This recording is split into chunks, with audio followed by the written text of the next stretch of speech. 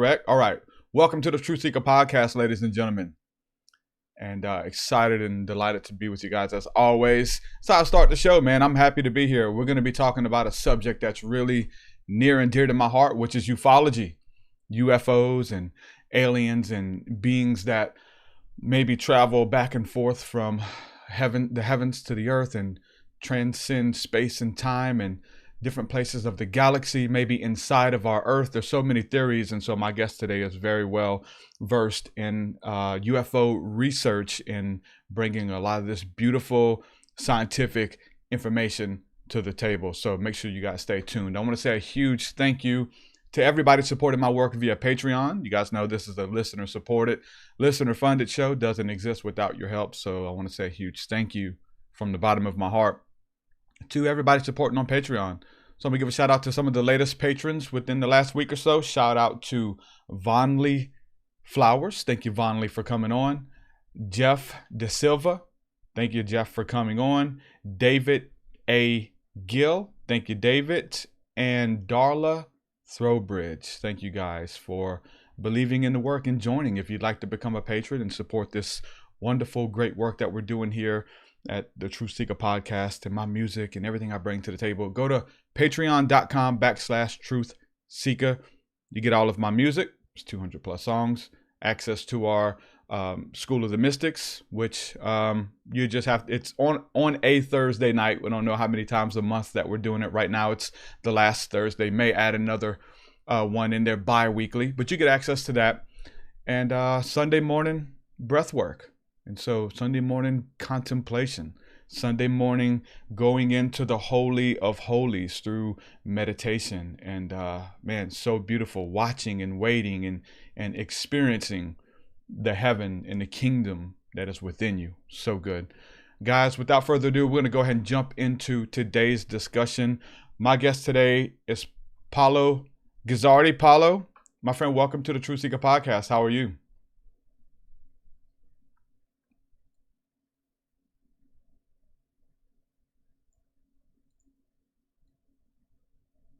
Awesome, great. Good to have you again. And your research is amazing.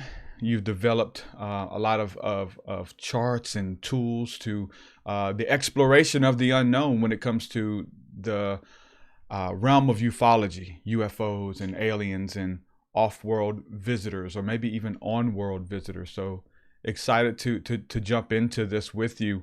And we talked a little bit about what we wanted to go into, the different alien civilizations, if you will, and the progress and the categories that you've created to kind of rank them and rate them. So we'll go into that in a moment. But I wanted to know, you know what, before I even jump into that, just kind of give people a overview, who you are, what you bring to the table for those who don't know about your work. We'll start there.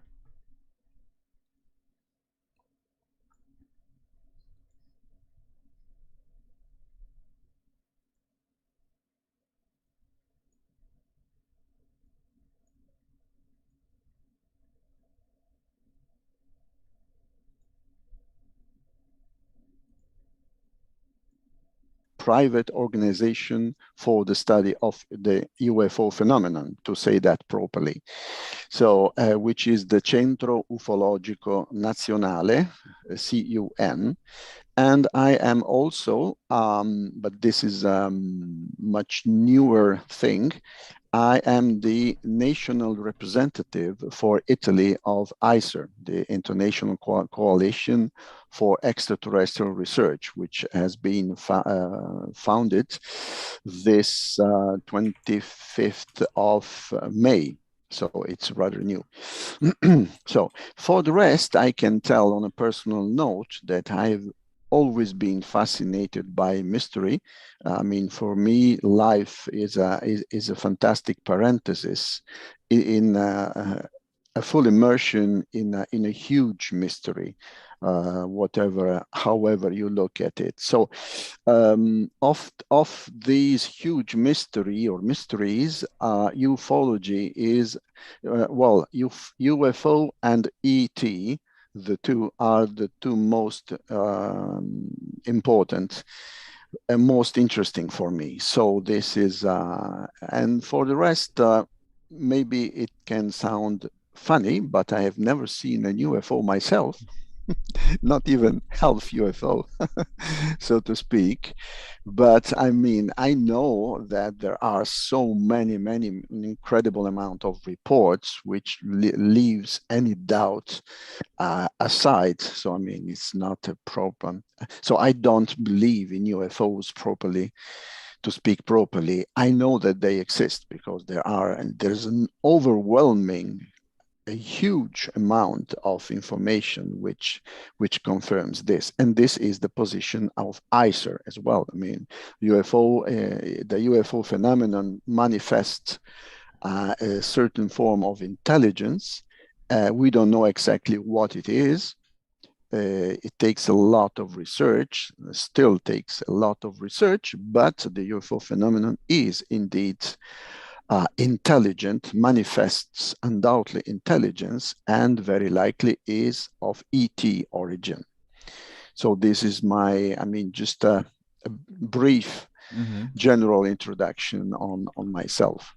So what got you interested in this mystery, if you will? Was there something that happened in your life? Was it something that you were drawn to kind of get you in this field?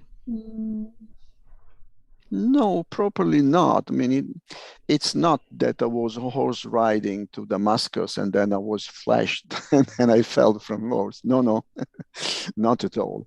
I mean, it has been, how can I say, a sort of a feeling that I always had that in what surrounds us, there is much, much more than what it seems. So, and also the problem was that I always had this feeling since when I can remember, and I didn't find, especially when I was young, I didn't find any proper reply to this, because I kept on wondering, how is it? Is it possible that this is really how it seems? Is it possible that this is really how it seems?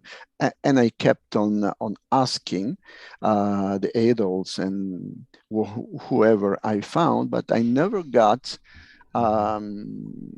satisfying replies. So I kept on searching, and well, I can say that I'm still searching right now. I mean, it's a never-ending research. I mean, this life, and I think that the years that still I will be still allowed to live, I will continue doing this. Very likely. So we'll go into the ufology, and that's the work that you're known for the UFOs. But what other subjects are near and dear to your heart? Is it the afterlife, or ghosts, or entities, angels and demons? Is it all of that? Well, most of this, especially the subject of life, the so-called life after life, or reincarnation, if you prefer, near-death experiences, which I prefer to call non-authorized deaths episodes, because it seems that there is someone who controls if you are admitted to the afterlife or not. And well, ghosts, not that much. Angels and demons, not that much as well. But I mean, especially reincarnation, or life after life, if you prefer, and OBEs, out-of-body experiences, are things that, and in general, not only OBEs, but the out of the ordinary capacities of the human being in general, OBE being the one which is most interesting for me. Yeah. So maybe that could tie into ESP and psychic abilities at all? Any of that stuff?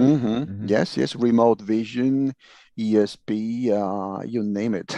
Great. I mean, generally speaking, all the domain of the paranormal, so parapsychology, if you prefer. Great. And so you say you've never seen a UFO. Now, have you had any No. any experiences with the paranormal? Somebody who knew you or knew things about you and ESP? dreams and things? Well, I can tell you this. Concerning to UFOs, I'm totally no in Mm-hmm. this case. Concerning what is normally referred to as paranormal, no, I had some experiences, but I think nothing really special. Many deja vus, Mm-hmm. many things that hint to a precedent life, even if I really hadn't till now I didn't have the possibility to dig properly, to research properly in this, but I had many. Well, deja vu and maybe one OBE once, but I really cannot say. But it's for me it's mostly deja vu. This is something that I had in I have had in many different occasions. Awesome. Yeah, we're definitely kindred spirits. One who are Mm-hmm. who are into all of, And because it all kind of ties together a little bit, right? indeed. And I can tell you one thing, Gary. When I did Reiki, was activated Reiki when I was in Morocco, thing. And since when I was activated with Reiki, I feel that, I mean, my intuition, yeah, can I say intuition? Yes, or my sixth sense, if you Mm-hmm. prefer, got a boost in this sense. Wow. Definitely. Now I am at second level of Reiki, and I can confirm this. I mean, and by the way, Reiki really was another of these things that made me that confirmed that in the world there's much more than what it seems. For By the sure. way. Energy, right? Being able to Mm-hmm. move and push Exactly. and tap into prana, if you will, or Mm-hmm. Reiki or Yes, chi yes. energy, right? Yes, it's basically, I think you can say that the Reiki energy is prana. Mm-hmm. I think so too. I think it's the same as the Holy Spirit, even in the Bible, right? Mm-hmm. Pretty This much so. Mm-hmm. this beautiful energy that's alive, right? And Mm-hmm. it's almost Exactly. intelligent even as well. Yes, yes. This is what is most astonishing for me, at least for me. Understanding that this kind of energy is intelligent. I mean, it's not the intelligence that properly normally we associate with human beings, the rational intelligence. No, no, that's not. I mean, it's a different kind. I think it's a higher kind of intelligence, but it definitely has. Wow, yeah, and maybe we'll tie that into one of the topics that you cover with the spirituality with ET and alien races. So let's get into that. So you've developed a formula or a map, and you have a specific name for it. It's like a chart to be able to judge the evolution of Mm-hmm. extraterrestrials or even humanoid beings or maybe spiritual entities. There's different levels that you've created that you are able to Civilizations. observe civilizations, right, in this evolution process. So can you talk a little bit about that and how it pertains to Mm-hmm. ufology, and then we'll, I know it's going to open a huge bag of worms, but let's open it. Of course. Anyway, I can tell you this.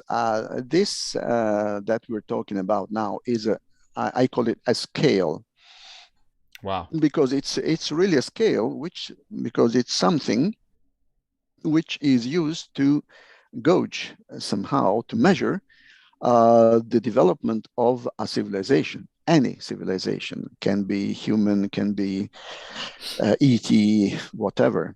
So this was developed together with Roberto Pinotti, who is the most important ufologist in Italy. And this is, for this reason is the scale has been called the GP scale, GP from the initials of the authors. And this scale, the most important factor of this is that this scale is articulated over three different parameters, so to speak, because this scale originates from a specific consideration. Because with Roberto, we discussed many times about the scales that had been already developed for measuring the development of civilizations. The problem with these scales is that they only take into account one parameter, that is the scientific/technical development, which, okay, I understand I understand the reason for this. I mean, it's easy to go to visit, easy to parameterize it somehow, but that's not all. I mean, because civilizations cannot be measured only on this base. There must be something else. So we did a lot of brainstorming with Roberto, and we came to the conclusion that at least two more parameters are needed, two more, to properly measure the development of civilizations. So we said we have the scientific technical development, and that's okay. Then the new one, the two new ones are, first of all, the ethical, moral or ethical level of development of the society. And the second factor, the second new factor, is the quality of the political association, if you will. So if I can share my screen, Gary, I will show the documents that we have prepared. Can I? Yes. Set that up now. Okay. No, not yet. Okay, it should be ready now. L'audio, la condivisione dell'audio. Sì. Okay. So this is the integrated scale of the evolution of civilization. Can you see that? Yes. Okay. So it has the logo of the Centro Ufológico Nazionale here, and the Ctr Italy, which is a small think tank within the Centro Ufologico. So the authors, you see, is myself and Roberto Pinotti. So this dates back to 2018, so it's not properly really new. So first of all, definition, then we have preamble. So this is what I have said before. To date, several scales have been developed to classify civilizations and measure their evolution. The common characteristic of these scales is to consider only one of the possible aspects of civilization's evolution, in most cases, the scientific technological one. The authors believe that such an approach does not allow to properly characterize such complex entities as civilizations, and that a more faceted approach is required. The present work, therefore, intends to define an integrated method, which from now on will be referred to as the GP scale, to classify and qualitatively characterize the overall level of evolution of civilizations, as well as their progression in development. So it's not only the overall level, but also the progression in development. The method is based on three factors that the authors consider as fundamental in the development of civilizations, that is, of any civilization. That is the technical scientific knowledge, okay, the ethical and moral sense, and the political dimension. thus emphasizing in an implied but desired way the importance of an harmonious development of these factors. So we have the three factors which are the base of this system. So this is the definition of term development, then the valence, I mean the use for this scale, and the structure. The structure of the scale is based on 5 levels. So we see here, we have the on the left column, we have the general level. Grazie. Then here on the second column, we have the scientific technique development, then the moral ethical development, and the level of social aggregation, that is the politic aggregation. So we said we have 5 levels, and each level is characterized by specific assets of these 3 parameters: scientific, psi; moral ethical, more; social aggregation, soc. So in the first general level is that of the tribal societies. The second is the level of national society, which is the one we are now. The third is the level of planetary level society.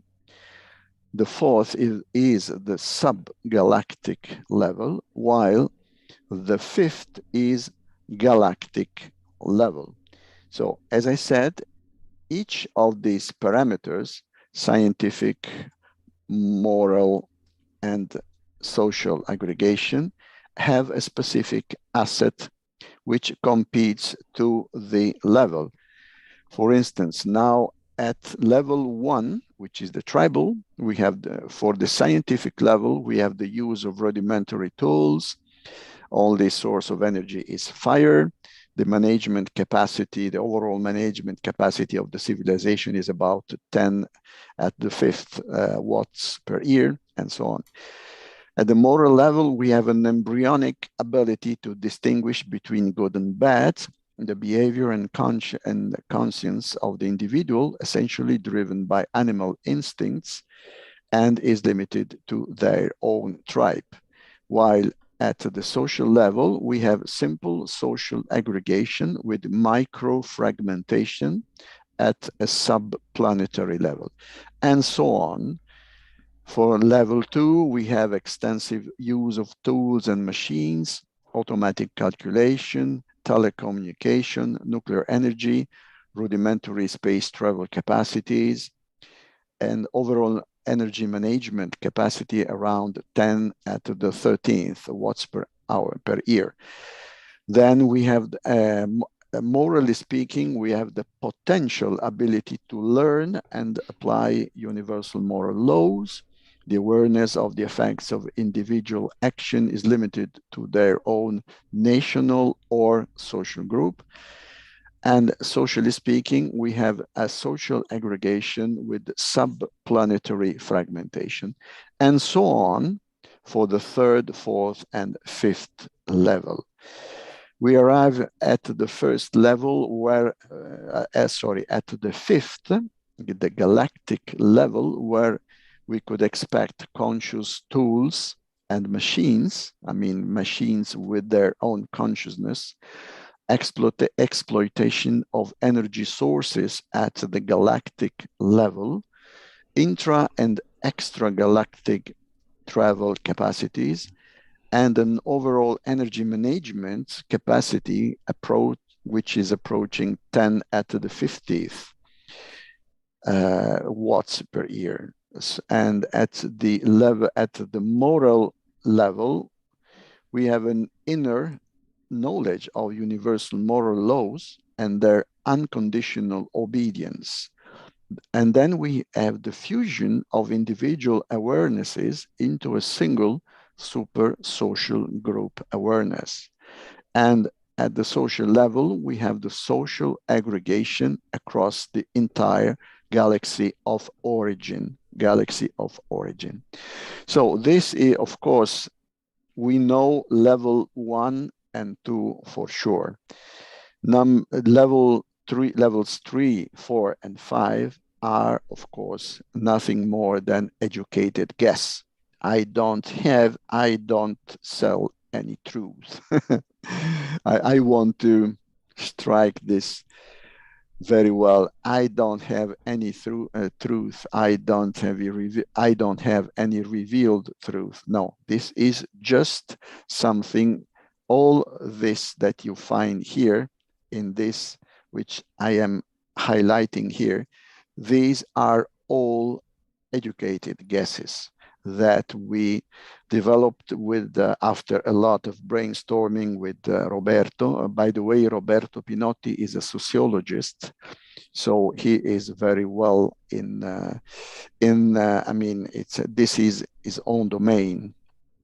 So, and this is what we developed. By the way, and then, then also we have an ideal pattern of development, that is the one which is shown here. Let me reduce a bit. So civilization that proceed along this level and this characteristics for any level are considered following a virtuous path of development that is a balanced development. Other civilizations which could follow different path, I mean, whereby one or two aspects are leading while there is one other aspect dragging, remaining behind. In this case, this is a non-virtual development. So what is interesting to note also is that as we have seen for any of the three main factors, there are 5 levels. These 5 levels work as a parameter because we can use this parameter to characterize civilizations. That is, using the scale, we can attribute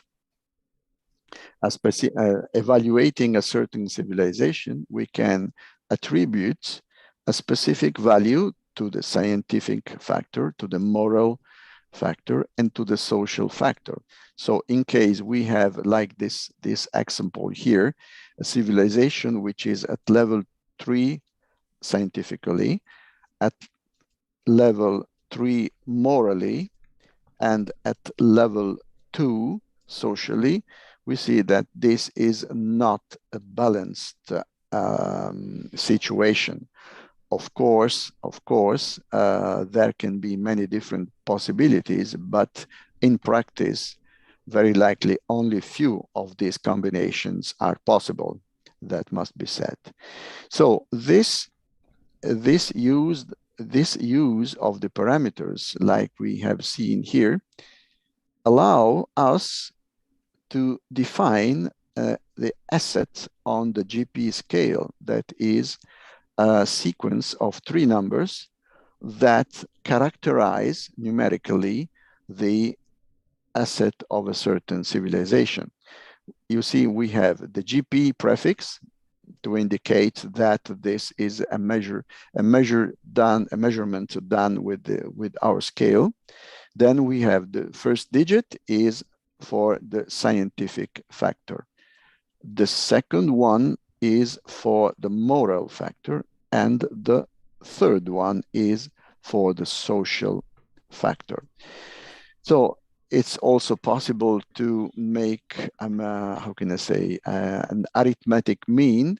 In this case, we have 3, 3, and 2, which gives an arithmetic mean of 2.6.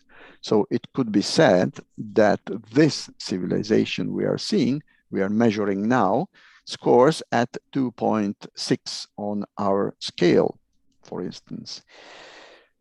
So it could be said that this is a GP 332 civilization or 2.6, as you prefer. So this is just a practical use. So if the three assets are, sorry, to go up and down. So if the three levels are have all the same digit, for instance, instead of 332, we have 222. That's called a balanced asset, and this is the ideal condition. So, if you have question, Gary, don't hesitate to ask. Don't worry. Yeah, this is really deep for me. I've been studying this the last 2 days, and not knowing this piece of the puzzle of balance, of scales and balance. Yes, these are all considerations that you can draw upon the practical use of the scale. I mean, you don't. The scale allows not only to define specific. To attribute a numeric value to the tree level, to each one of the three parameters, but also to define a level and an asset, so that, and then a path of virtuous development for the civilization. So, I mean, it's, I think it's easier said. It's easier done than said. I mean, because to explain this, it takes a bit of concentration. But in any case, we have arrived. We have arrived here at the observations on the practical use of the scale.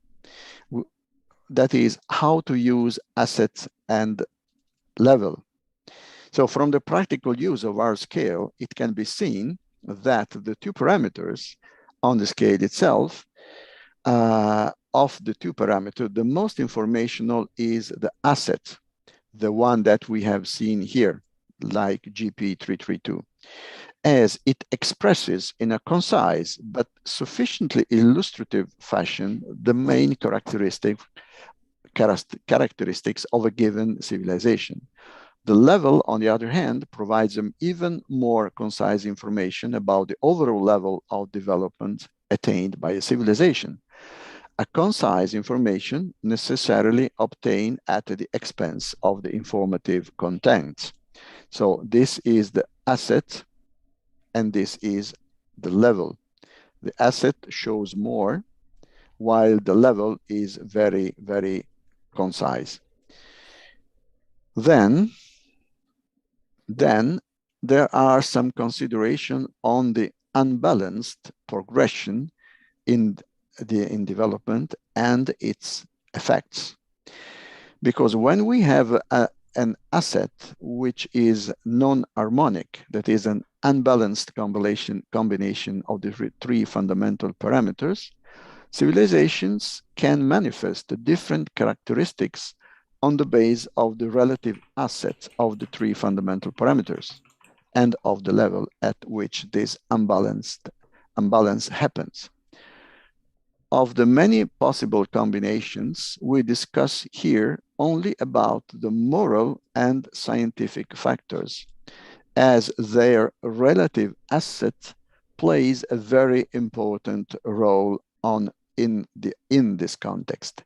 And this is not just a theoric consideration, but it's something that have very practical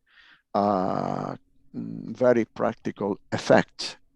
So first of all, we have the predominance of the ethical moral development, or more. When at any level in the development of a civilization, the moral is higher than the science, more is higher than psi, that is, the moral development is more important than the scientific development, the moral ethical factor prevails over the scientific technical factor. This means that such civilizations manifest a great development as well as a fine knowledge of the spiritual and philosophical dimensions of existence without possessing a comparable level of technical scientific development.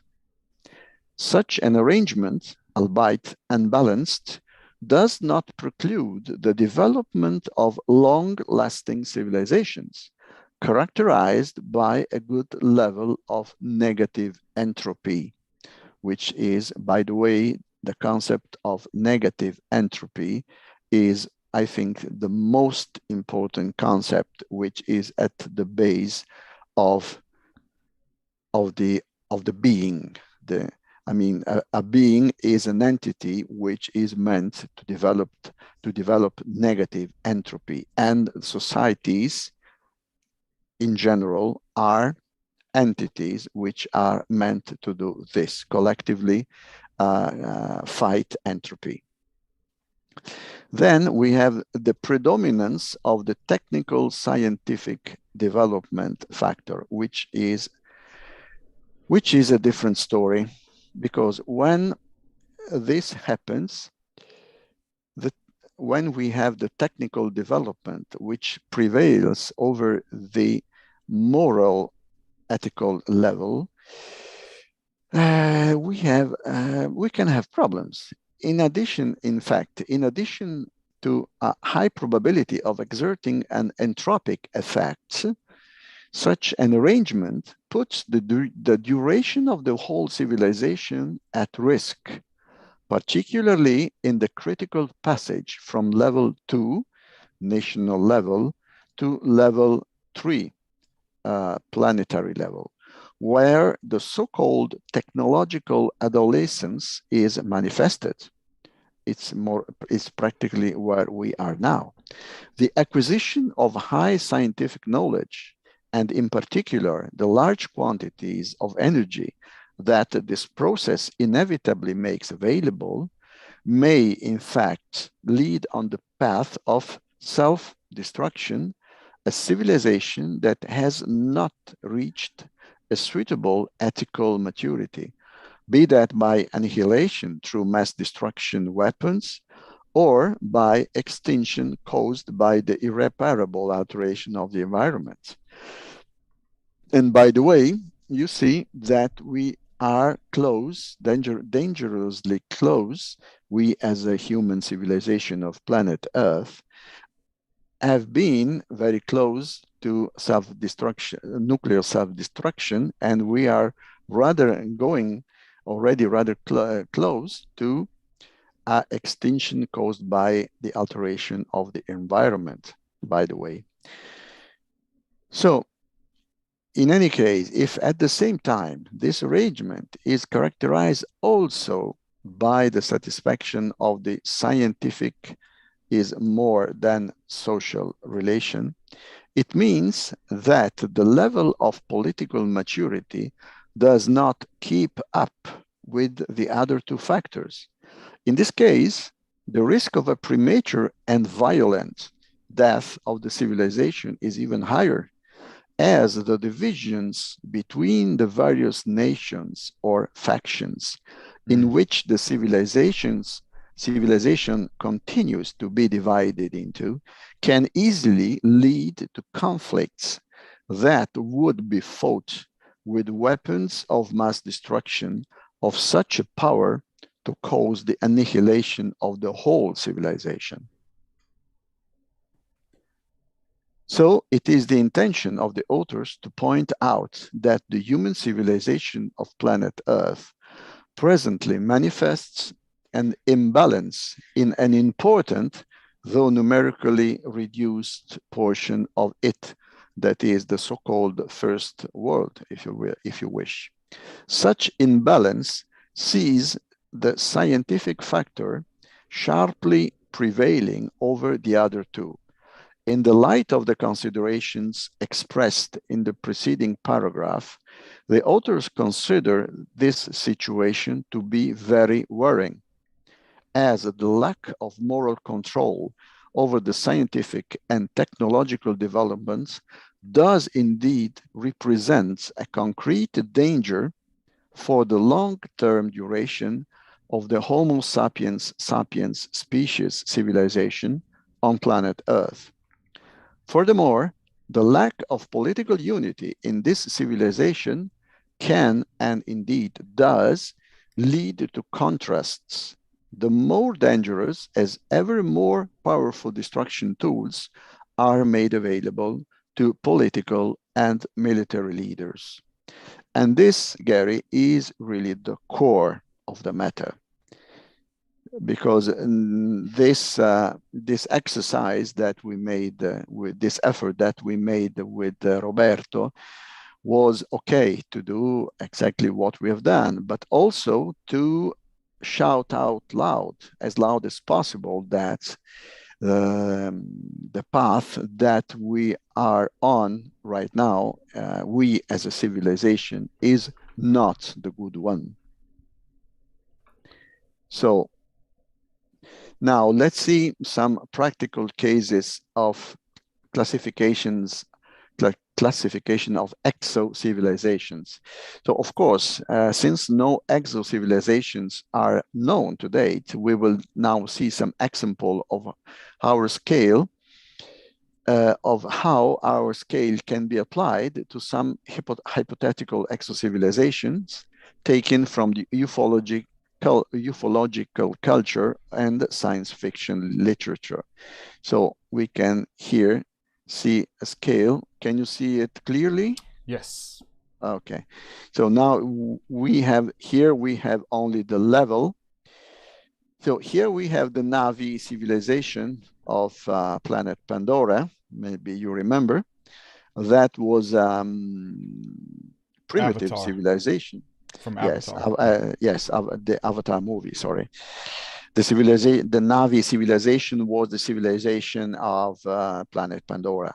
So in any case, if you remember the movie, this civilization of the Navis was what we could call primitive civilization. So the GP asset is 1 to 1 in the sense that they score and the level is 1.3. So I have the arrow points more or less at level 1.3. Then we have the present earthly civilization, that is us. We are at the level GP2, which is here. Then the earthly civilization, as was described in the movie Avatar, if you remember, which was a heavily unbalanced civilization, heavily unbalanced toward the scientific, technological factor, and heavily lacking moral. For instance, they were all concentrated on scientific and technological developments, and their moral ethical level was very low.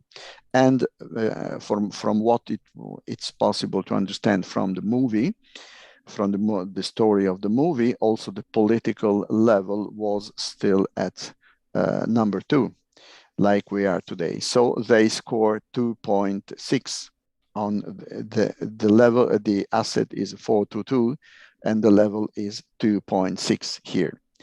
Then we have a bunch of GP3 civilization.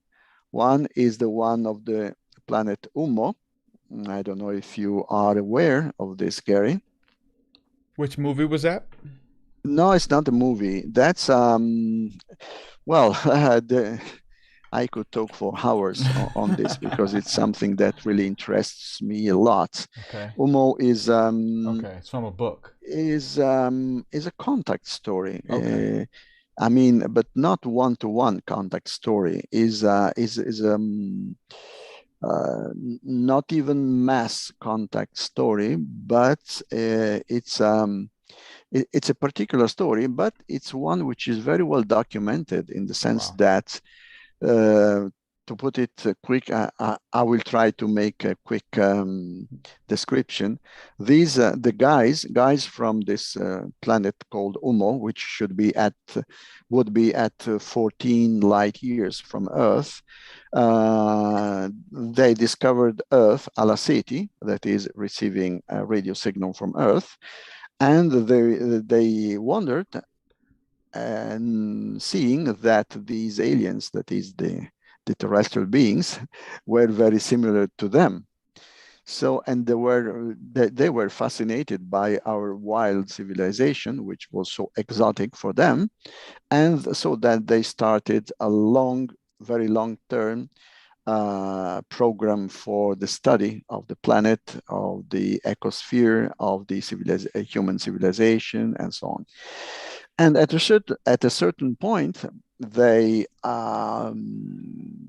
felt the need to give back some of the knowledge that they got from the Earth, from the human civilization of planet Earth, because it was typically a moral.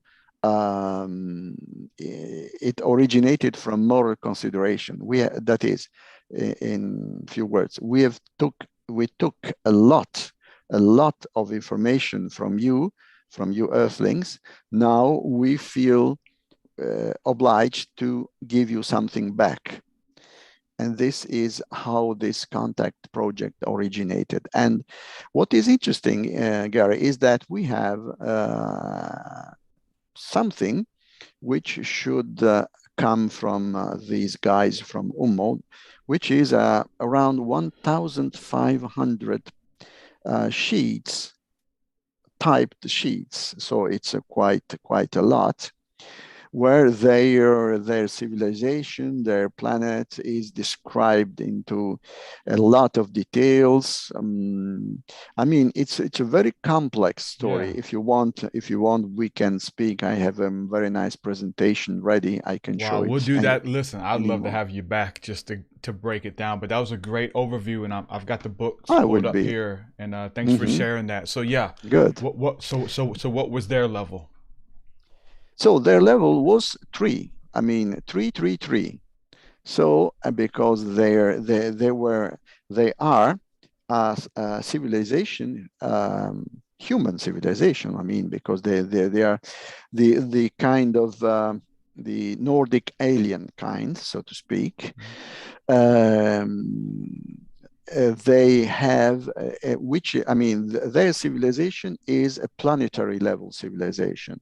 They have one single government, one single law, everything is unitary in their culture, in their civilization. So they are at level 333, or just to put it simply, level 3.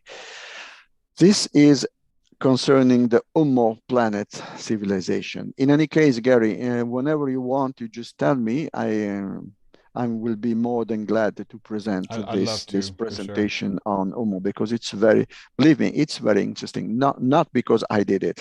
Well, but because even with this case though, just by looking at the reviews, it's a lot of people love it, believe it, and then a lot of people maybe not so much. So I guess it had some scrutiny over the years. Yes, it's very complicated. I mean, believe me, it's very complicated. Again, I don't have any truth. I don't sell any truth. Sure.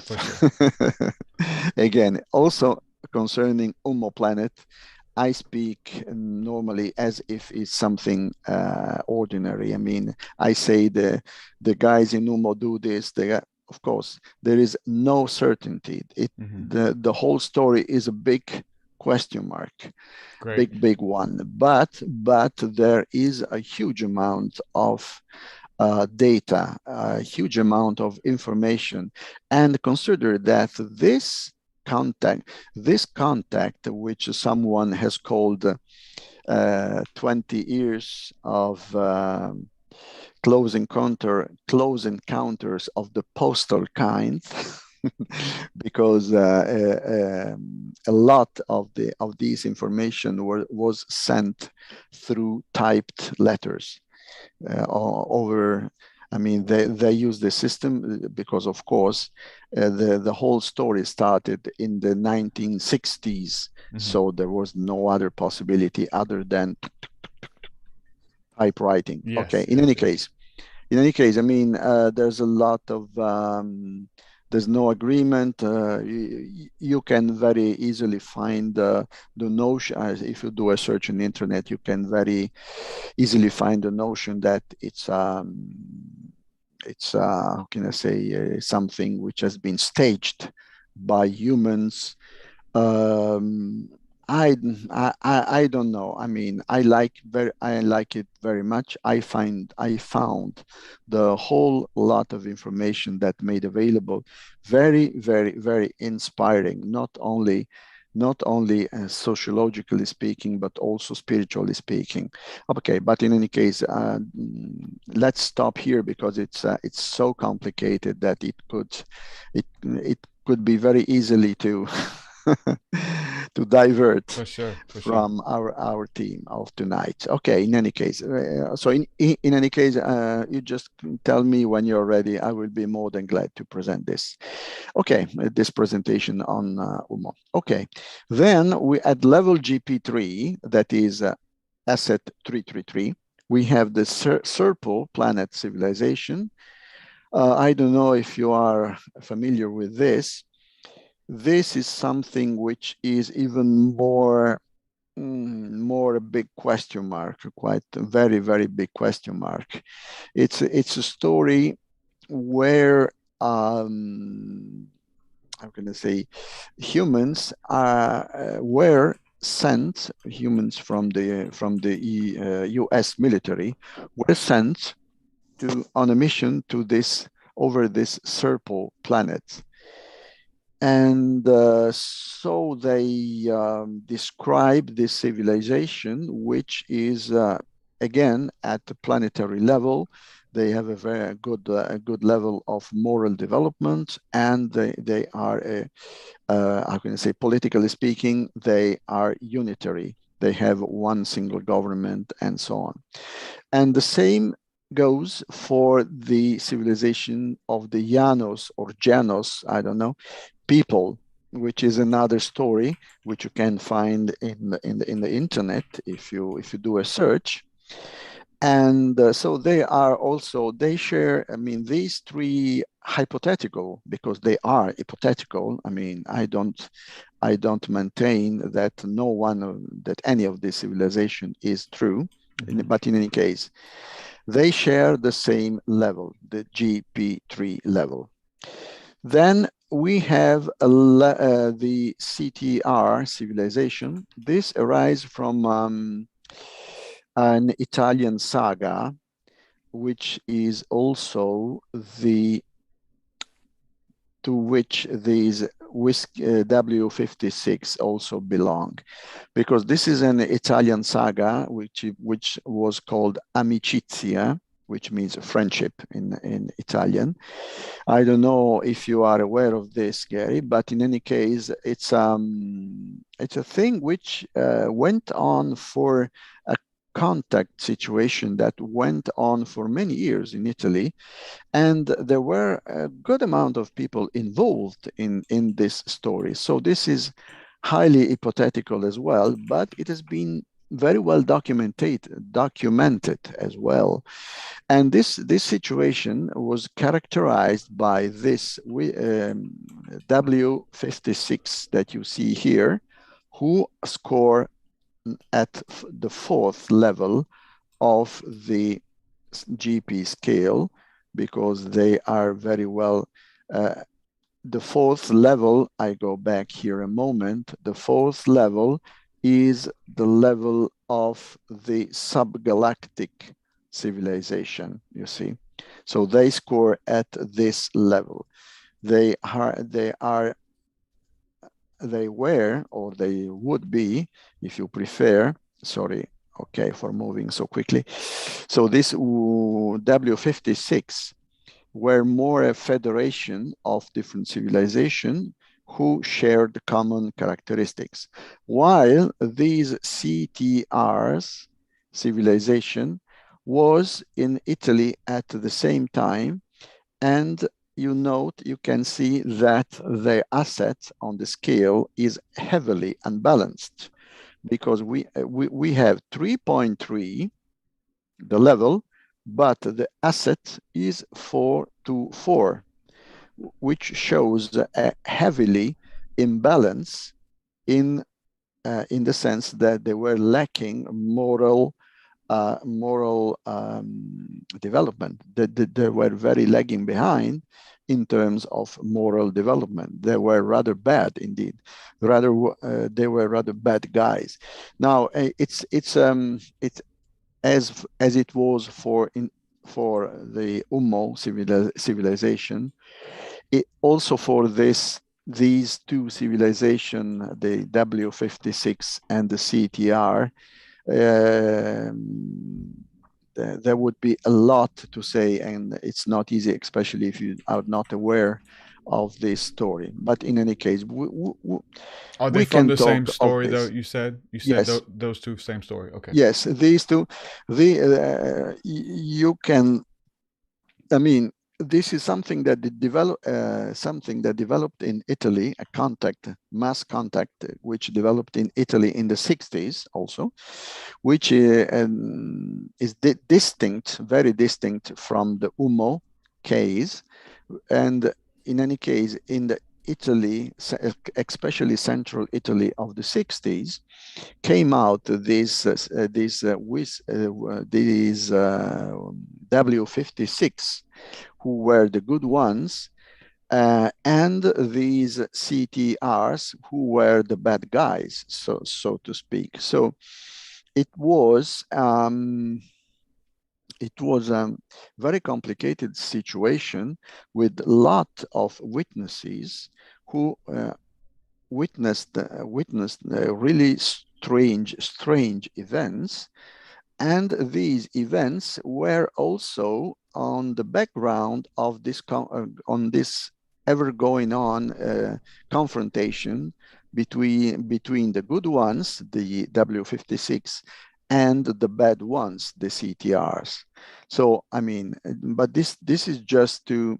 In any case, I used these two civilizations as an example to show a heavily unbalanced situation, a very, very imbalanced in the sense of, how can I say, we could call them the bad guys, because you see 424, they are rather developed scientifically, they are rather developed politically, but morally speaking, they score 2, which is very low, which is more or less at the same level that we have now.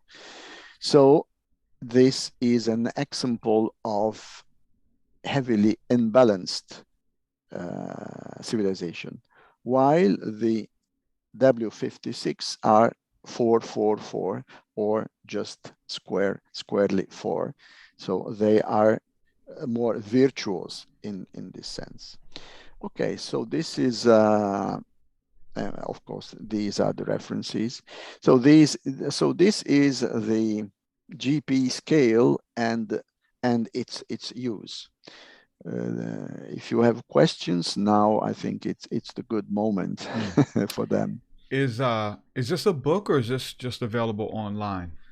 No, it's just online. I mean, it's not written on a book. Gary, I still have to work, and then it's not possible to me to find the way to write books, for at least for the moment. Then when I retire, which will be in 1 year, more or less, then I think I will have many ideas for books, but not for now. I've got questions. I just don't want to go super far left for you, but this is spiritual, this is etherical, but is there something that guards each level of progression?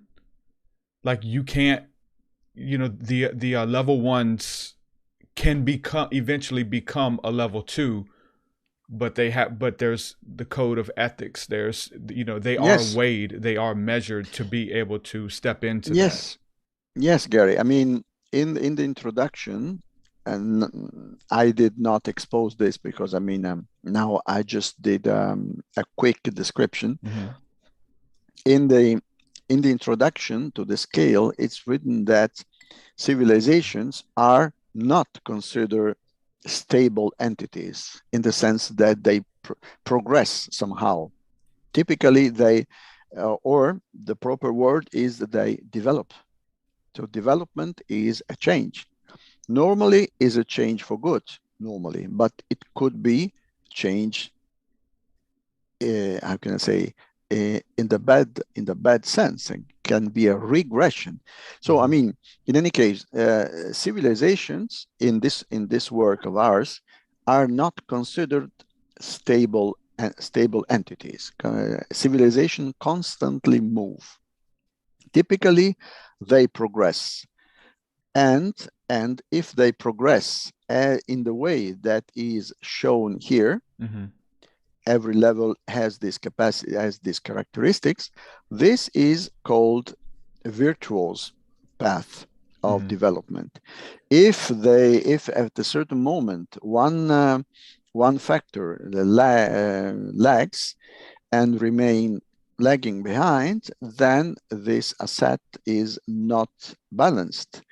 So it could be, how can I say, depending on the asset, on the relative asset of the parameters, it can be, how can I say, more oriented. The civilization could become more oriented towards the moral dimension, not taking into account the scientific development, or could be the contrary.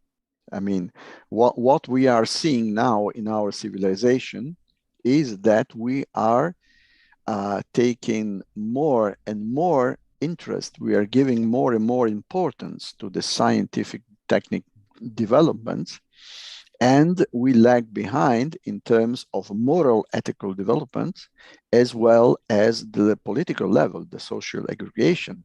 We are still divided into nations, into factions, whatever you. We are lacking in moral ethical development, in the sense that we cannot understand, we do not understand what we are, the damages that we are doing to our environment. Okay, so the we that you're talking about is the collective. It's the micro. Well, it's actually the macro, right? But within that, you have people who are having, I would say, a spiritual awakening, which is a moral awakening, which is a social awakening. Like, it's really obvious that we're going through what the Bible would consider birth pangs. Like, something's about to change. There is some type of expansion that's about to happen, whether it's good or whether it's bad. And obviously, the more of the planet, that I would say this is even a map of ascension. This is a map of ascension from tribal animalistic nature to galactic heavenly divine nature. And we're going through that process as individuals as well. And I feel like there's a global awakening happening for us to take our place amongst the stars, if you will. Yes, I do agree. Consider, Gary, that, I mean, what is written here is heavily statistical. All this information come from, how can I say, consider them heavily statistical. Of course, societies are made of civilizations, and societies are made of many different individuals. Yes. Now, what we consider here is the overall, the statistic, with all the good and bads of the statistical method, of course. But I mean, because when you take into account a civilization, of course, you must necessarily use statistical measurements. You of course, because the can I say nowadays the civilization of planet Earth is 7 billions of individuals, so it's necessary. It's necessary to use statistical means.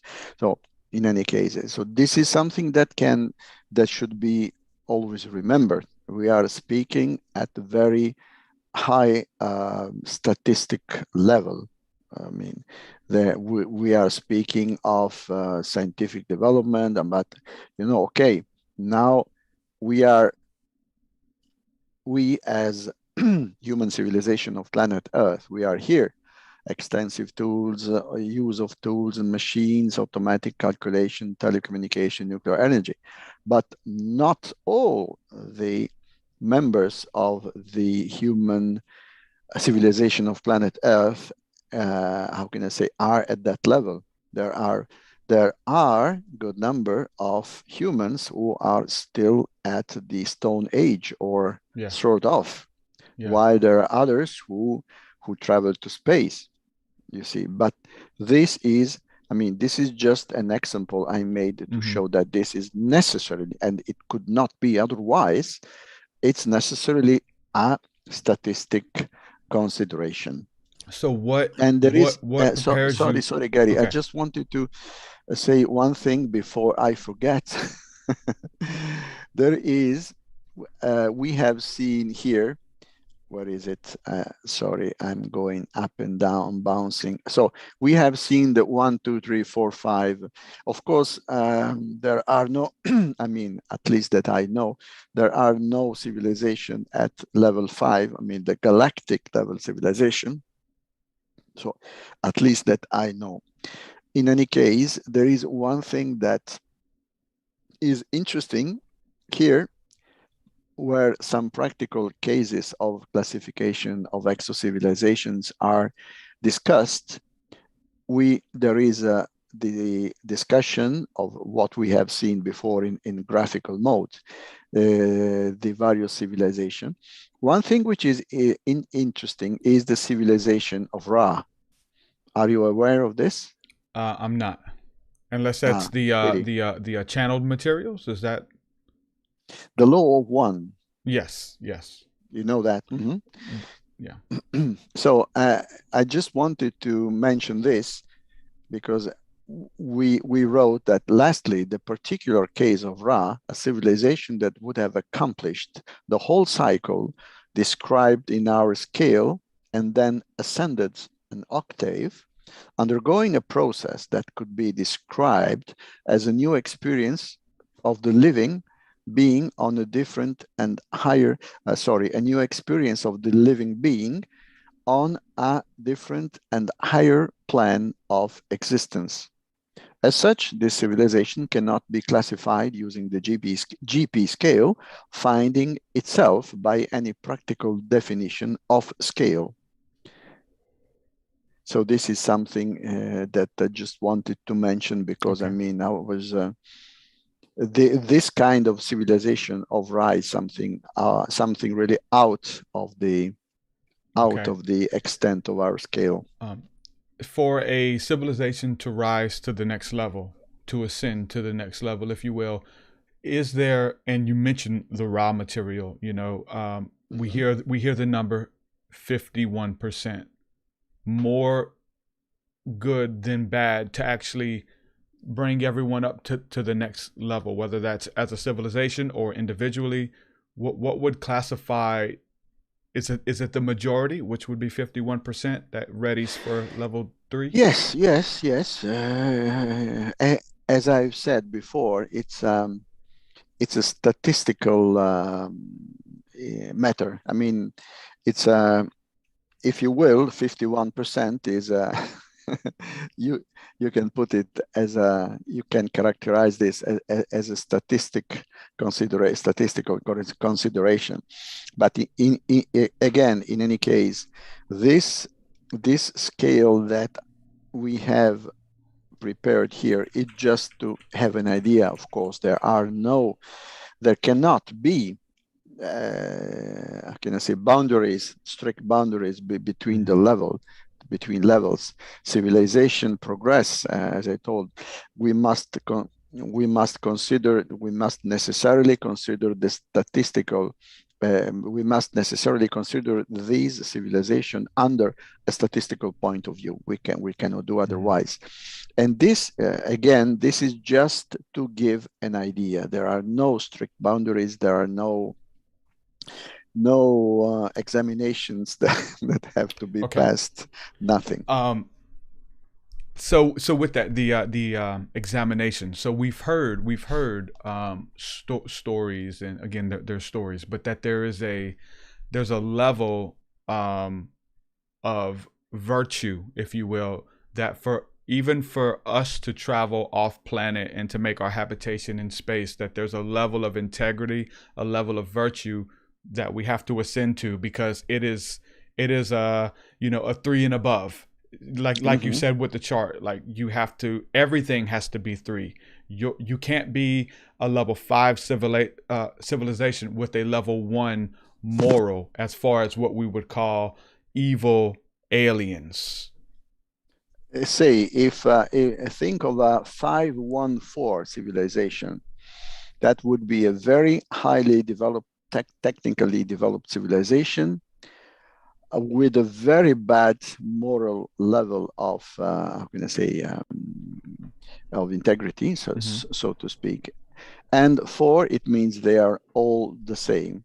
I mean, politically speaking, they are all the same. So that would really mean the bad guys. Yeah. 514. Do you think that that's possible if there is a level of virtue that must be attained? You know what, Gary? I think this is the reason why I think that the ET who are here or who arrive here, who travel up to planet Earth, cannot be bad, cannot be intrinsically bad, for a very simple reason.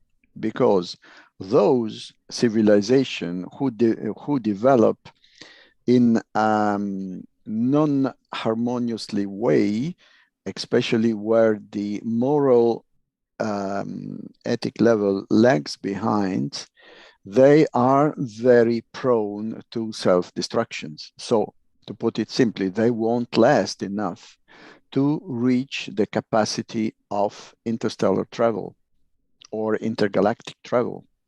This is why I am pretty much sure that, at least, remember, always statistically speaking, those who come to Earth from somewhere else, those who have the capacity, the technical capacity to travel, to do interstellar travel and intergalactic travel and arrive to planet Earth, cannot be intrinsically bad.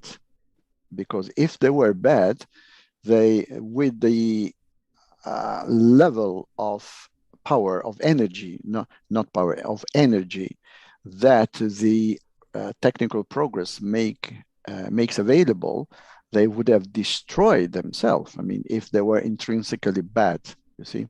So this is why. Of course, this is a statistic consideration. That there could be someone who managed to reach the interstellar travel capacity while be intrinsically rather bad. That could be. I mean, it could happen. It could happen. Well, so we should expect also we should also consider this possibility. Yes. The narrative, well, let's just say you said that civilizations can also go backward. It's not always about ascension, because the spiral goes up and down. The spiral works both ways. So a civilization can take a step backward. Here's the idea from the biblical narrative of the fallen angels that had their place in the stars, but were cast out because of their moral decline, and now they have come to Earth because they are banned from joining the heavens again because of their moral decline. Does that make sense? Yes, there could be. Yes, it does. There could be. Well, actually, there could be many possibilities for regress. I mean, of civilization. Think, for instance, what could happen if a big asteroid hit the Earth. We would be catapulted into level 1 if ever we managed to survive as a civilization. I mean, a big enough asteroid could destroy, could cause enormous, tremendous destruction. It could really precipitate the human civilization of planet Earth to level 1. I mean, the tribal level. Do you think that that's happened before, whether it was Egypt or at Atlantis and Lemuria? For sure it happened. Atlantis, I don't know really. I can't say. It's interesting to see, you know what, Gary, concerning Atlantis, it's interesting to see those those reports coming from past lives regression, because sometimes it happened. I mean, I've read in number of books that sometimes people remember a past existence, for instance, in Atlantis, for instance. That could be interesting to try to gather these reports and see if there is, how can I say, a certain coherence in these. That's something that would be really interesting to do. In any case, I think that for sure, a big asteroid has hit our planet since, and could be also more than one in the ancient past. And the problem is that it could repeat now. This is the problem. And instead of spending a huge amount of money, of resources for the militaries, if we really concentrated ourselves upon this kind of space defense, would be much better. Now, as far as balance is key, right? 2-2-2, even a 1-1-1, they're gonna govern and manage themselves properly as long as there's no imbalance. But as far as ascension works, there has to be at least a time period for them to be imbalanced for technology or moral. But is it something that has to? Can it rise together? Can a two? Gary, everything, practically everything could happen. Even if, I mean, every combination is possible, even though some combinations are practically impossible. I mean, because, but I mean, if you consider, as we have said in the introduction, that civilizations are moving, and I like to say that civilizations are moving entities. They do not remain stable. They tend to move somehow. In most of the cases, they tend to how can I say, to develop properly. That is, increasing their negative entropy, as I've said before. But sometimes it could happen that the civilization regress. It could happen. I mean, even by some external causes, like the asteroids, as I've said before, or for their own reasons. I mean, you cannot say. And again, I always want to stress this, because it is important. These are statistical considerations. Now, who do you think is watching over humanity? I mean, I think that, all of the holy books talk about the angels, at least what we would call them, right? They seem to be ascended, and that ascension could just be galactic travel, even one level ahead of us, right? They would essentially be gods unto us, right? But when we look at practically, nuclear silos and UFOs deactivating missiles and even just like asteroids that are coming. There's footage of UFOs flying through an asteroid and breaking them up so that we don't have this huge cataclysmic event. It seems like something or someone is rooting for us to take the next step. Who do you think that is?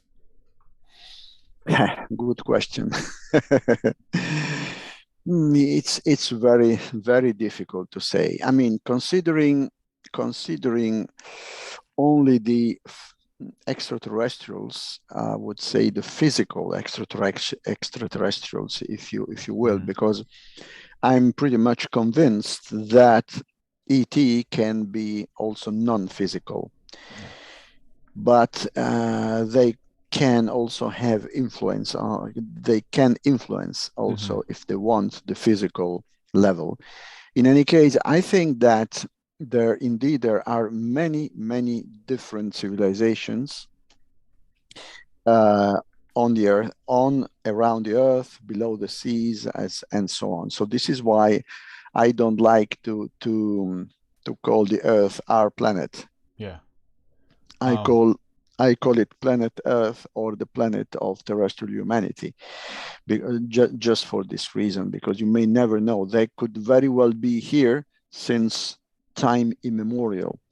It could very well be, because if you consider that, according to science, universe has 14, more or less 14, 15 billions years of age, while the Earth and the solar system has 5 billion. I mean, there is an enormous amount of time available for civilization to develop, and to develop very highly, and to get the capacity to hop between the stars very easily. So this is why I say I'm convinced that there are many civilizations from time immemorial here on this planet. In any case, yes, I think that very likely there, I think in one sense, if you want, I also hope that there are, I mean, bigger brothers, so to speak, or wiser brothers that watch a bit upon us and try to avoid, I mean, the worst consequences of our actions, of our ill-fated actions, if you will. Okay. But I couldn't say more, actually, because I really don't know. Right. And so there's a lot of theories, but I think that a lot of this is connecting dots, and whether that's research, and whether that's study, and whether that's experience. The idea of, you mentioned the big brothers, I mentioned fallen angels.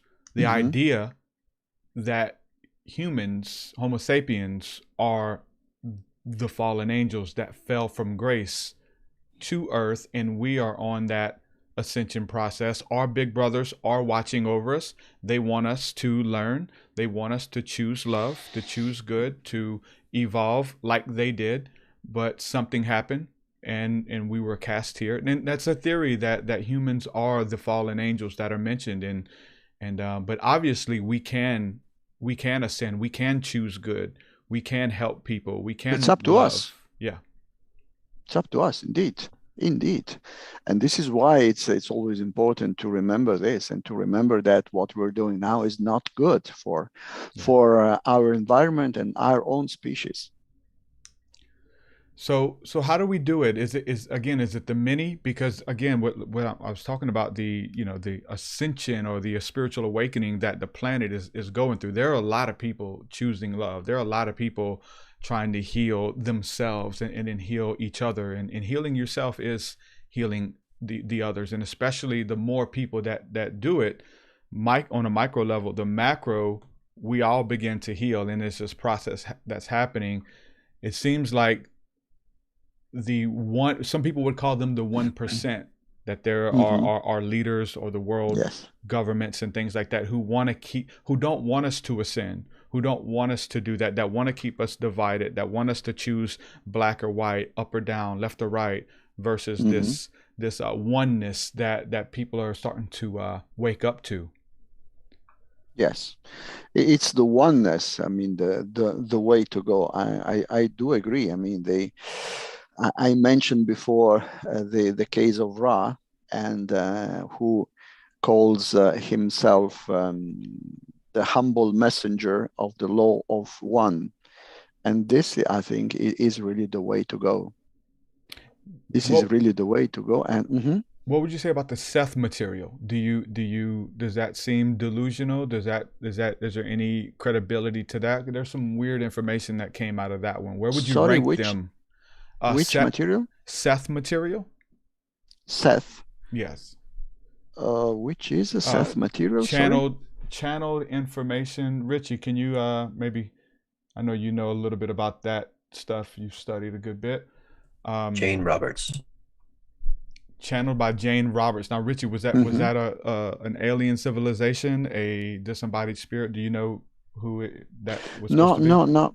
Sorry, I missed that. I want to note it. I think she refers to her as a teacher. I don't know if it's specifically off-world though. Okay. Okay. Yeah, I was just wanting to check and see if you knew about it. Okay. Good. No, I'm always eager to learn more on this subject. Yes, sir. Thanks. Well, Paolo, I enjoyed this talk thoroughly, and Me too. Even though you had it was right on the screen in front of me, I'm still writing it down for myself, and I've been a lot of things that we talked about today have been things that I've been studying the last 2 days on a personal level, but also what that personal level is also, you know, the micro and the macro of that balance. The balance is the idea that we think we're supposed to be more good than evil, but balance is really where it is to have this place of harmony that you can't, you know, your moral obligation can't outweigh the other levels in your life. And so so good, and it connected so many dots for me. Let people know where they can go to find out more about your work and connect with you, what you got going on. Let them know where they can check out your website. You have tons of research and tons of material out there. Yes, most of the things of the material that I've published are in Italian, because I am Italian myself. So, and most of my activity until now has been in favor of my Italian fellow citizens who do not speak any other language, which unfortunately are many. So this is why I do this goodwill effort of doing these translations of UFO research related documents typically. But now with ICER, my activity is becoming more international in nature. So I will be doing something and I already started doing something directly in English, which can can be more easily understood. I mean, because Italian can be easily translated with automatic translators nowadays, but I mean, when you find something directly in English, is much better. Mm-hmm. Well, you've done a great job today, and I'm thankful that you did, and you did great. Before we go, thoughts on Billy Meier and the beings that he was supposedly in touch with? Good question. Of course, good. Well, I think that Meier was like many other contactees of this kind, if you will. I mean, we have a case in Italy, which is the one of Zanfretta. I don't know if you ever heard of him. He's a guy who... How do you spell that? Z-A, Zulu Alpha November, Foxtrot, Romeo, Echo, Tango, Alpha. Zanfretta. Okay. And he, you know what? To him, something very strange definitely happened. I mean, there are proofs, there's evidence, there are indeed that something really strange happened to him. The problem is that, but I mean, I can understand it's not because I want to talk, not because I have a bad opinion on him, but I mean, I want to be honest and straight. I mean, for sure, something strange and very out of the ordinary happened to him at the beginning. Then it's a bit like he felt obliged to keep up the hype, so to speak, and started saying things that are a bit not out of the ordinary, but difficult to be believed. I mean, something which really sounded fantastic. So, and I think that for Billy Mayer, something like this must have happened.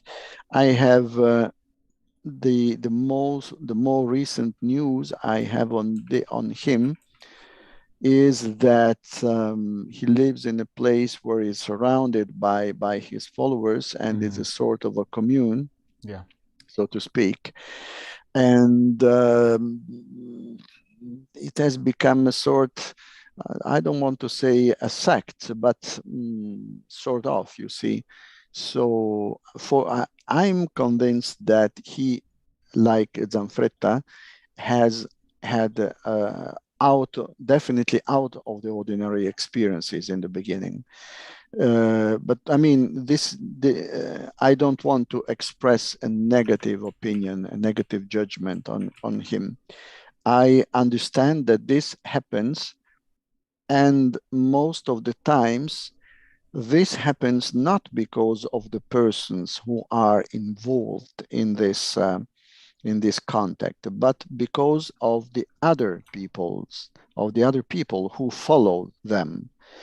They start to put out expectations and so on. So these poor guys who are the contactees, poor guys in the good sense, I mean, they find themselves surrounded by a lot of people.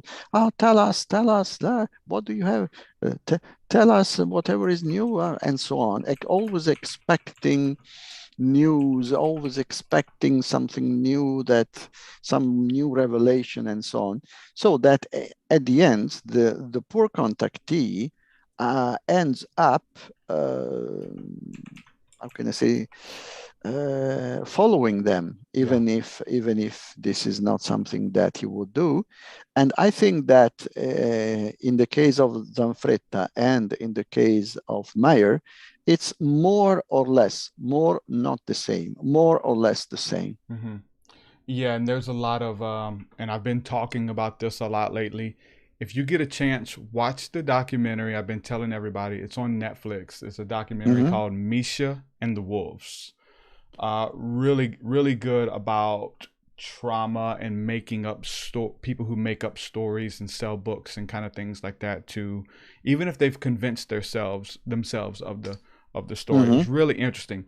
But I've interviewed a lot of contactees on here, and they go live with like a huge audience, and I feel like they're just, again, even if it started from a genuine place, they're telling you how the propulsion systems work for the spacecraft and what their diet is, and they have all of this information, and every week they have new information on this stuff. And I really think that it muddies the waters, because if there's one person who was really in contact, maybe the Umo incident that you're talking about, if that was real, then this other stuff muddies the water, and us seekers trying to get to the bottom of the information. You know, Gary, it's a process. I mean, it's the same, always the same story. It depends on the other people. I mean, also considering religions. I mean, we know. I mean, to talk about something that we know very well. I mean, we know Jesus Christ. I mean, we know what he did, his figure, his teachings, and so on. Okay, that's fine. But what is the problem? The problem is not himself. The problem is caused by those who came after him. Yes. Because figures like Jesus Christ and other spiritual teachers of the humanity, they were people out of the ordinary by any means, while those who followed them were indeed ordinary people, and they could not cope to to really be at the same level. And so they introduced spurious factors that changed the situation dramatically, you see. And this is for practically all the religions. Have you ever seen Buddhists fighting someone, killing someone else? How can that be, a Buddhist who kills someone else? It's absurd, but it's the same story. I mean, and also for the contactees, it's the same. When they end up surrounded by a lot of people who are waiting eagerly for new revelations, for new things, they feel obliged to feed them with this. Even and doing this, if they do not have anything really concrete, actual to say to them, they must invent it. They must produce it somehow, and they must fake it, basically. And this is the problem. I mean, it's not to express a bad judgment on contactees. No, this is not the case. But I want to say, I understand that this happens frequently. It does indeed happen. It happened for Zanfretta. It happened for Billy Meyer, and happened for many others who had people following them.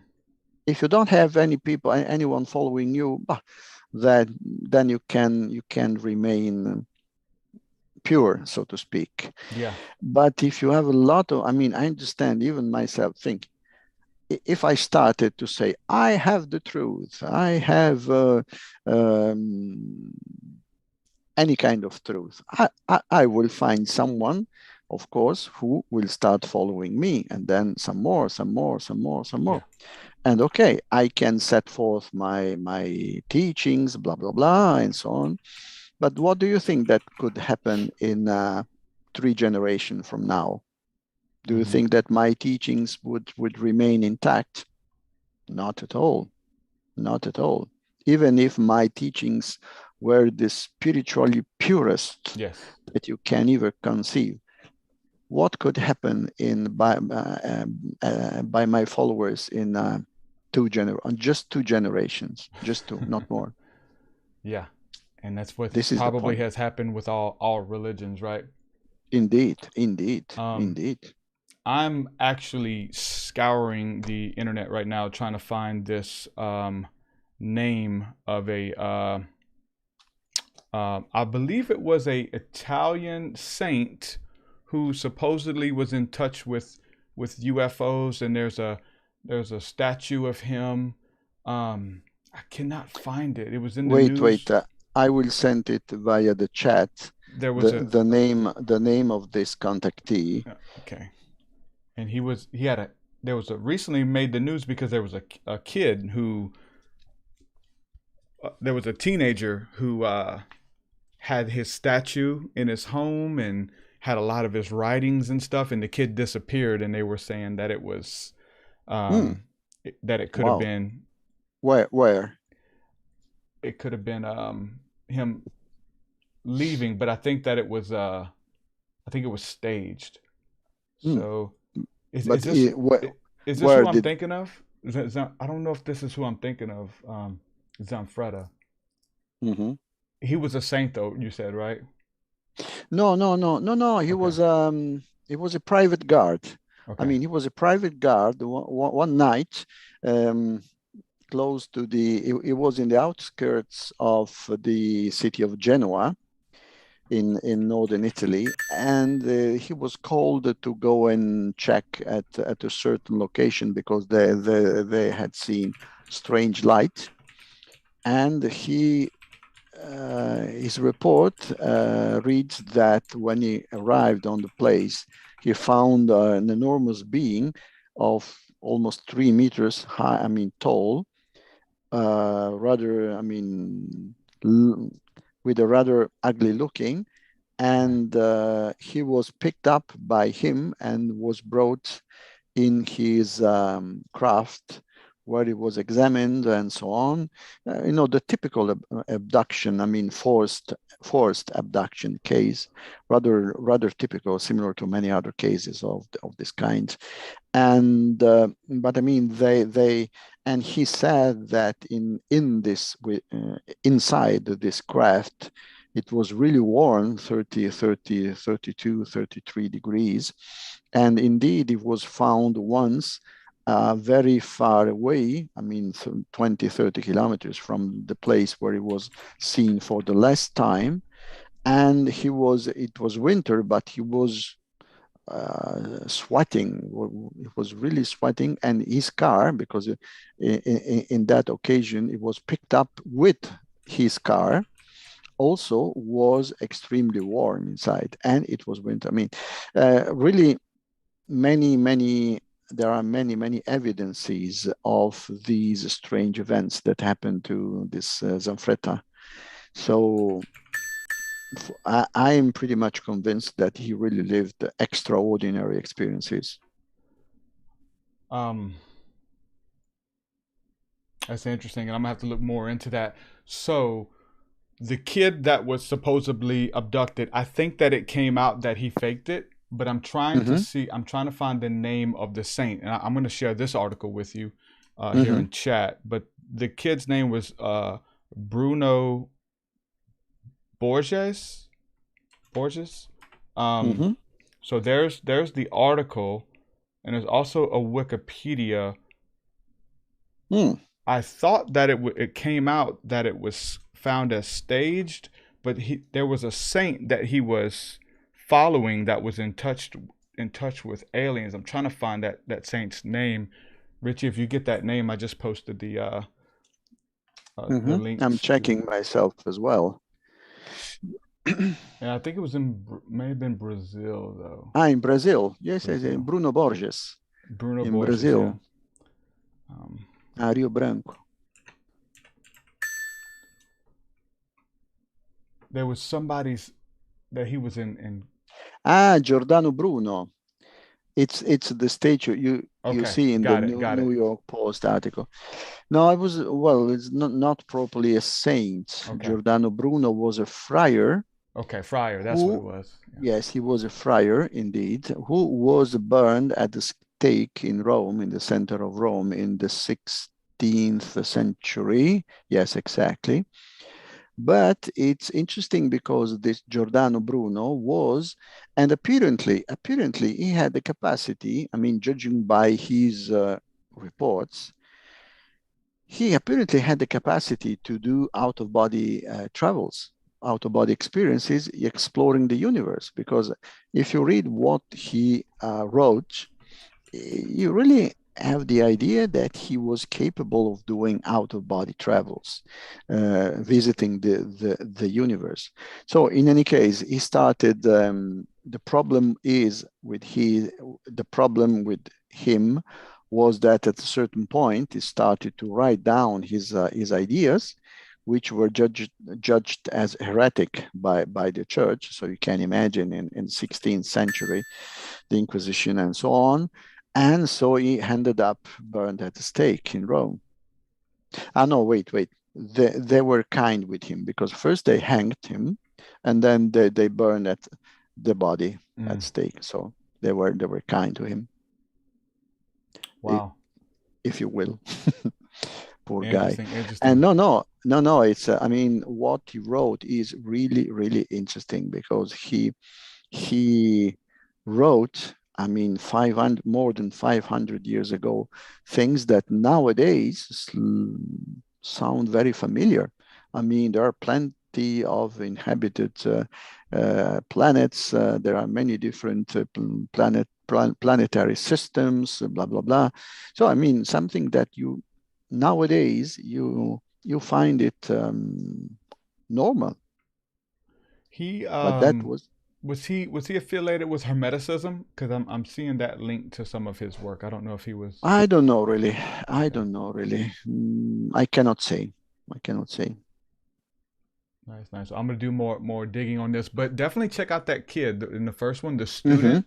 So he had bought this huge statue of him and had like cryptic writings and Bible phrases about aliens and stuff that says that um, a video by globe.com shows a giant statue of the 16th century philosopher Giordano Bruno, who was one of the first to believe that aliens could exist on other planets, which the kid bought for almost $3,000 in a corner painted portrait of Borges with a green-eyed alien in another. So follow that story. If he faked it, it would still be a good interview to see why and see his love for this philosopher. So I thought that was interesting. No, but in any case, Giordano Bruno was really a remarkable figure indeed. I'm going to do more research on it. So check it out. Yes. Get to the bottom of it.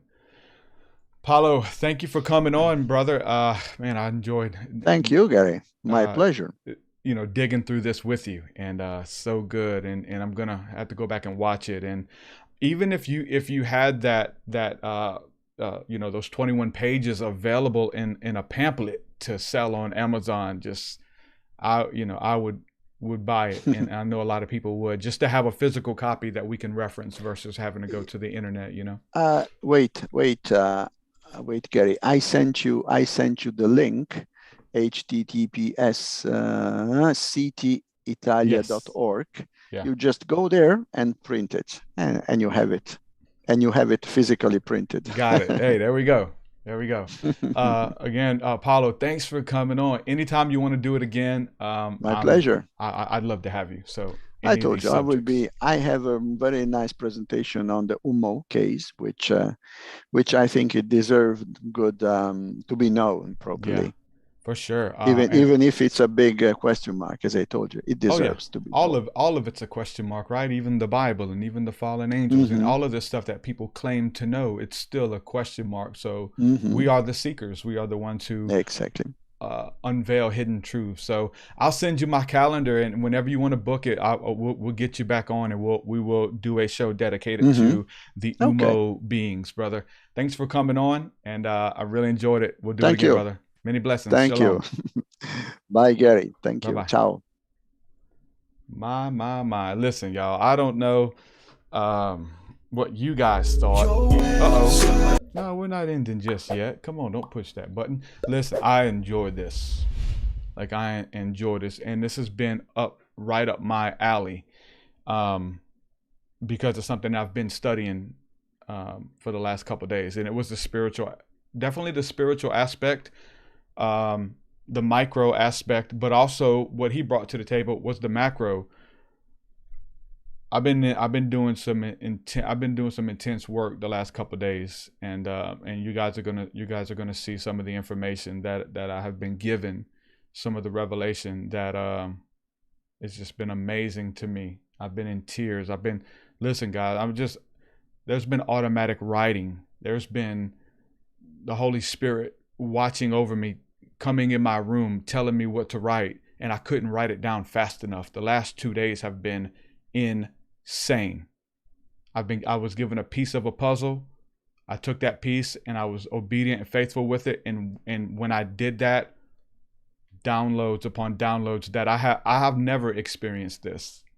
Now I haven't been a Bible teacher. I've been one that more so just taught, it teaches it in conversation, even though my heart is to prove these things in scripture and to kind of give you a example and a grid on how, what I would call biblically, how the sanctification process works. And the sanctification process is to get you to ascend. It is how to activate the light body. It is through inner contemplation. It is through breath work, but it is that going within and weighing your thoughts. So this conversation and even this scale that he created, listen, I've got all of these scriptures on scales and on weighing and how God weighs our heart, and even the process that he does it, something you probably never heard before. It's tied into astrotheology. I'm giving you guys a little bit of it. And the weird thing about trying to articulate this stuff is that it all ties together. And there's so many subjects, but they're all cohesive. And so I would say the next coming weeks and coming months, I'm excited to get more revelation and to spend more time studying, but time unpacking it the best I can. And so just as Paolo was breaking this down for us with the ascension process, as he was breaking you down the ascension process. Now he didn't. It was more so of planetary ascension, civilizations, to go beyond tribal, to go to the next level. And there's three keys to break it down to ascend, that you got to get all of them down to go to the next levels. You don't have the spiritual technology to go to the next level. You may have the moral technology, you may have the social technology or the political technology, but you got to have the spiritual or the technological. You have to be able to learn your body. You have to be able to know yourself, to be in touch and be in tune when the mind and body become as one. And so listen, I don't know how much I should share here, but this is a process that we go through every night. Every night when you lay your head on your pillow, you're going through what we call the courts of heaven.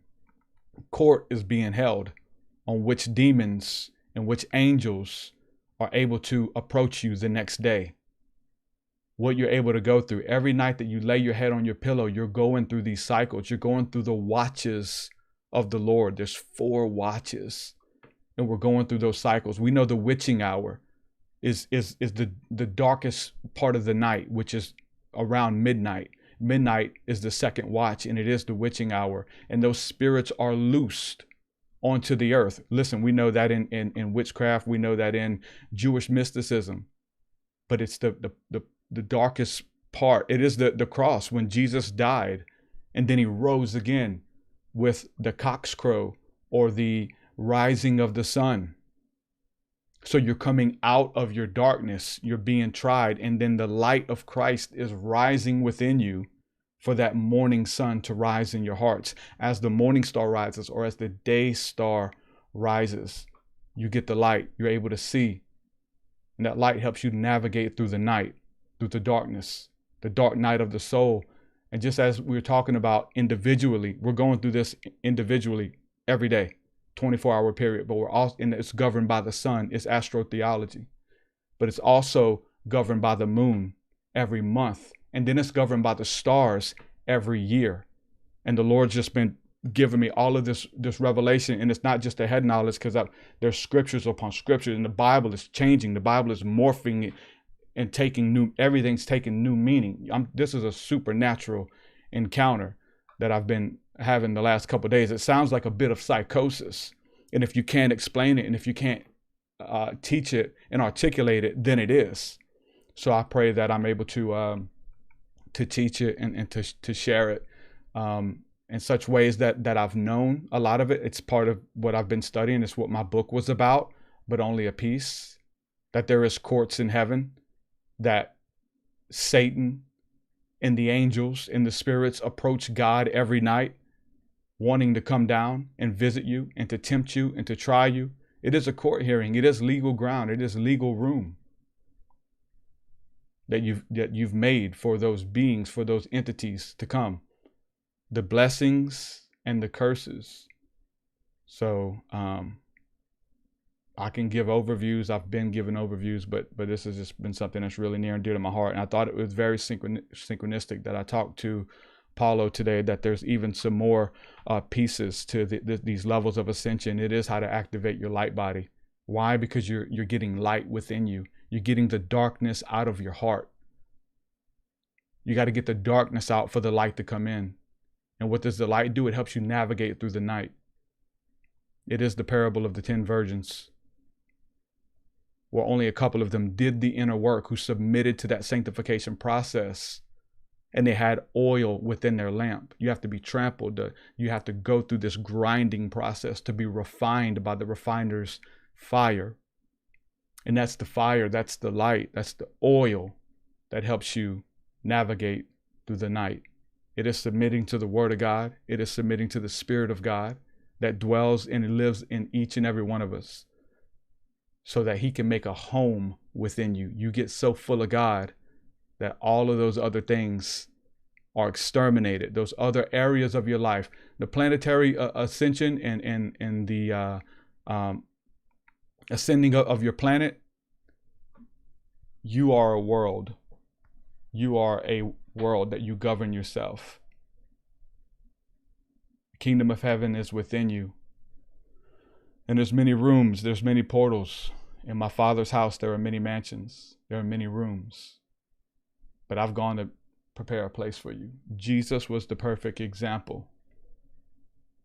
That's why He became the firstborn among many brethren. And He is the chief cornerstone. The chief cornerstone that is laid, made out of gold, because it's been tried by the fire. He's been tempted in every way and passed every test. He ascended. And He is the chief cornerstone that we build upon. And if you build upon that, everything that can be will be shaken every day. Every night when you lay your head on your pillow, this process happens. But even another one every week, every month, every year, and every decade, and also every age. We're going to break this down. I hope that that it does not fall upon deaf ears, and I hope that I'm able to apply it to my life first, and then articulate it and share it. So with that being said, guys, I'm going to jump off here. I got another interview to do here in a little while. I'm going to be on a lot of different podcasts in the next couple of weeks. A bunch of stuff going on, and so I want to say hello and welcome all of the new listeners. As I've been doing other podcasts the last week, we've gone up a good bit of new subscribers who are new to the channel, who are new to the podcast. So just want to welcome you to Gary's podcast, and I love you so much, and I'm glad that you're here with us and you're part of this journey. So with that, I'm gonna say peace and shalom. We're gonna do it again very soon, guys. Peace, and shalom. Peace. Your way so much higher than mine, so much higher than mine, so much deeper than mine, so much deeper than mine. Well, that does it for this episode, folks. To hear more episodes of the TruthSeekah podcast, head over to TruthSeekah.com. And if you're wanting to support the show and get rewards, go to our Patreon page at patreon.com/TruthSeekah.